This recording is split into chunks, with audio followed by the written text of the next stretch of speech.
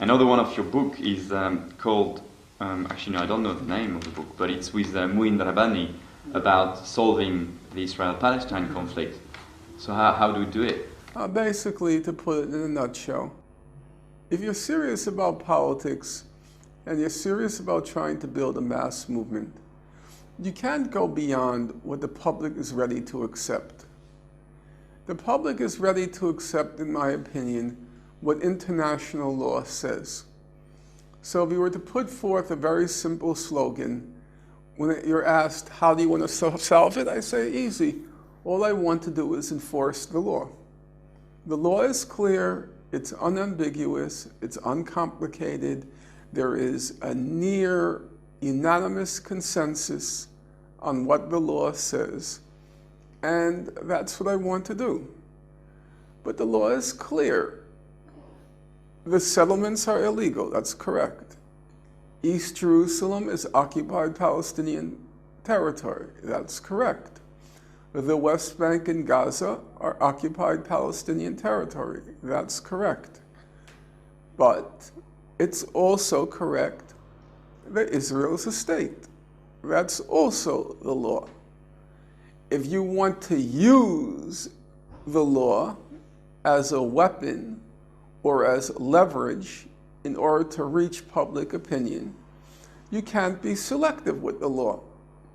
You can't say, I have the right to walk at the green, but I'm kind of agnostic on the red. No.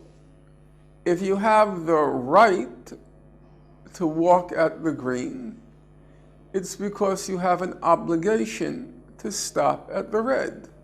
But the law is a package deal. So if you want to use the law also says Israel is a state. And the problem with the solidarity movement is it's a kind of mirror image of the so-called Palestinian Authority. In my opinion, the Palestinian Authority, the so-called Palestinian Authority, I think its goals are correct. It always talks about international law and international legitimacy. Namely, what the law says, what the UN says, that's what they say they want. Their goals are correct. The problem is their means will never work because the Palestinians' main asset is the Palestinian people, the 4 million people of Palestine. And if you mobilize them, galvanize them, I don't think Israel has a prayer. Can't win. But the Palestinian Authority will never mobilize them because they're afraid if you mobilize them, the authority will meet the same fate as Mubarak and all the others because they're a gang of corrupt, wretched collaborators. So their goal is correct, but their means will never achieve their goal because all they want to do is bargain, behind closed doors with the Israelis. And the Israelis will never give them anything. Frederick Douglass, the American abolitionist, power never concedes anything without a demand. It never has, it never will. Unless you have the force to extract it from Israel, they will never give you anything. And the main force, the main weapon, is the people, and they'll never organize it. The solidarity movement, I think its means are correct to try to I have no problem with the boycotts, divestment, sanctions, and all of that. Nonviolent civil disobedience like the flotillas, the legal weapon like the attempt at universal jurisdiction. I think the means are right, but the goal will never fly. You want to say you're agnostic on Israel? You want to say you want one state? There's nothing in the international law for one state. You're not going to win a public to that. Once you step out of your little cult, your little ghetto, and you enter the real world, and you try to reach a broad public, and you say, we are a rights-based organization, which is what BDS likes to say, and we want to enforce our rights. Okay, the law.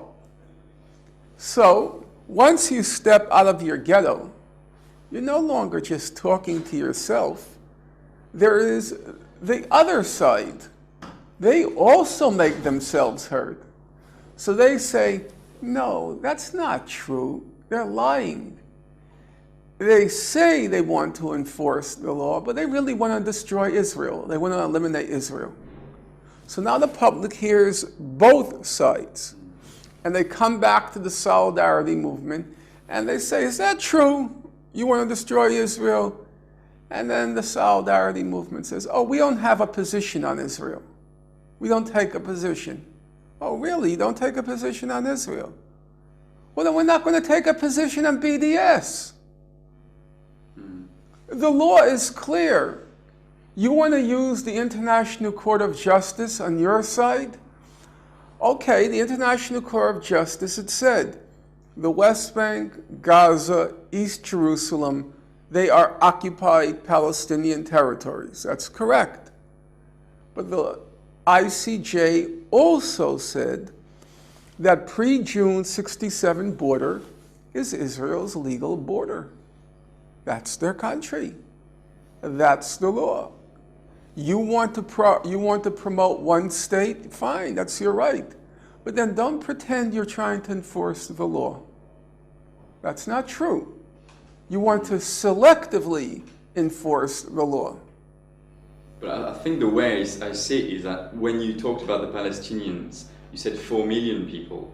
But what the BDS movement, and I think more and more that the Palestinian people in general wants to portray, that the Palestinian people are not 4 million. There's the refugees, there is the citizens, Palestinian citizens of Israel. So it comes to a much bigger number. And I think just to conclude that the fact that not taking a position on do we want the state of Israel to exist, I think it's not saying that we want to destroy Israel, it's that saying that the 20% Israeli Palestinian citizens of Israel have the right to have the same rights than Israelis.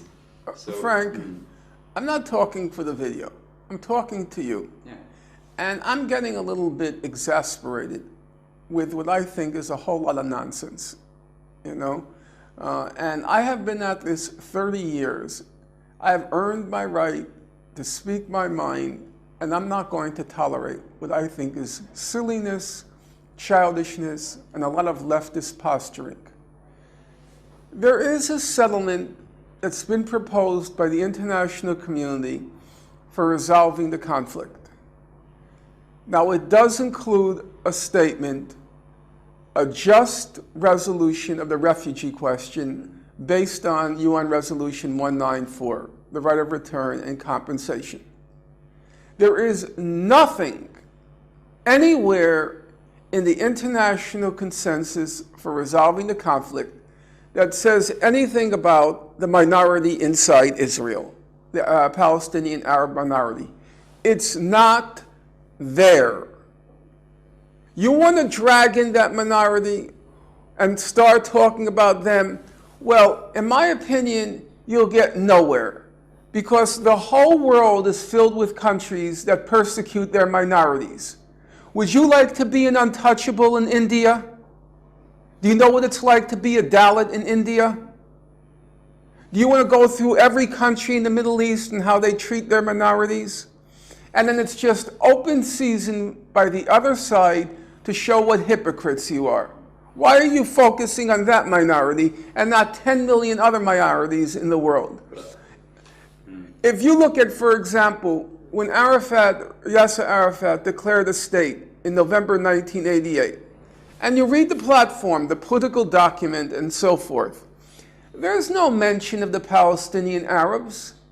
There is a mention of the refugee question, that's correct. There's no mention of the Palestinian Arabs in Israel. People want to just drag in the kitchen sink because it's not really about them. I mean, we have to be honest. And I loathe the disingenuousness. They don't want Israel. They think they're being very clever. They call it their three-tier.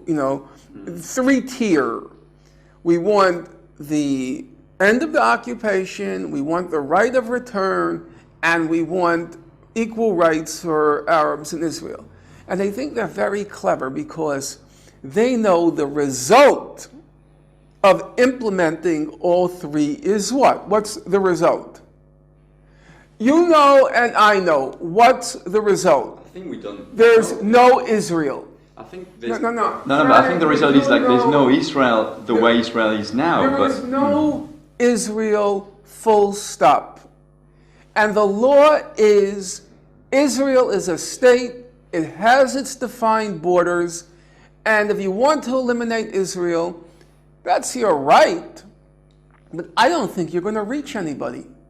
I think it's a non-starter. If you say you want to enforce the law, and in fact impose it on Israel, because they're not going to be accepted, then the law is clear. And you have to say, and you'll never hear the Solidarity movement say, 2 states. Go look at the UN General Assembly resolution. It always begins, peaceful settlement of the Palestine question. The last part where they lay out the terms for resolving the conflict, they say a 2-state settlement, and then they say East Jerusalem, West Bank, Gaza, occupied Palestinian territories, settlements are illegal under international law, and a just resolution of the refugee question based on the right of return. But it's all within that framework. And if you don't want the framework, then stop talking about the law. And stop trying to be so clever. Because you're only clever in your cult. The moment you step out, you have to deal with Israeli propaganda. And here, they have a case. They say, no, they're not really talking about rights. They're talking about they want to destroy Israel. And in fact, I think they're right. I think that's true. I'm not going to lie. When I do politics, I have one standard. You know what my standard is? Can I defend this position in public? Not can I defend it in my little cult, but whether stepping outside my cult, whether I can defend it in public. And when I listened to Muin, because we spoke together in Boston, and Muin is writing the chapter in the book on the refugees. And I listened very carefully to him because the division of labor was I'll do the settlements, he'll do the refugees, and we haven't had a chance. We've corresponded, but we haven't seen each other's positions yet. And I listened to him, and I didn't listen with the ear, is he right or is he wrong? Is what he's saying moral? Is what he's saying immoral? What I was listening was, can I defend it or can't I defend it? If I can't defend it, then what am I doing? What's the point? Do we want to build a movement or do we want to create a cult? Now, Frank, you have to be honest. Honesty is important in politics. If you tell a public, Israel's population is 7.5 million. Of those 7.5 million, 5.5 million are Jewish, and the other 2 million are Palestinian, Arab, and neither of the above. And you say, as a lot of the Solidarity movement says, all 6 million Palestinian refugees have to go back. Okay?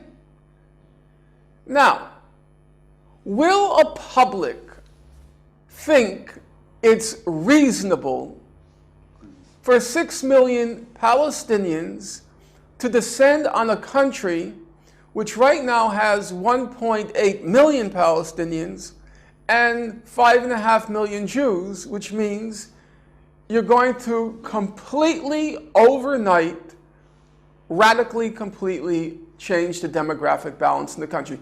Will a person, the public, find that reasonable? My answer is, you can give them every fact behind the creation of the refugees, and they'll still see the Israeli position that that's not tenable. I don't think you can sell it. But I do think, I totally get your point, but I do think you're portraying a darker picture of the solidarity movement as really where it is now. I don't really hear people saying. I think people are very educated on the refugee issue, and I've never heard people saying 6 million refugees. I hear it all the time. Okay, so Not never. I'm saying No, reverse. yeah. I hear it all the time. I just spoke last night in Glasgow.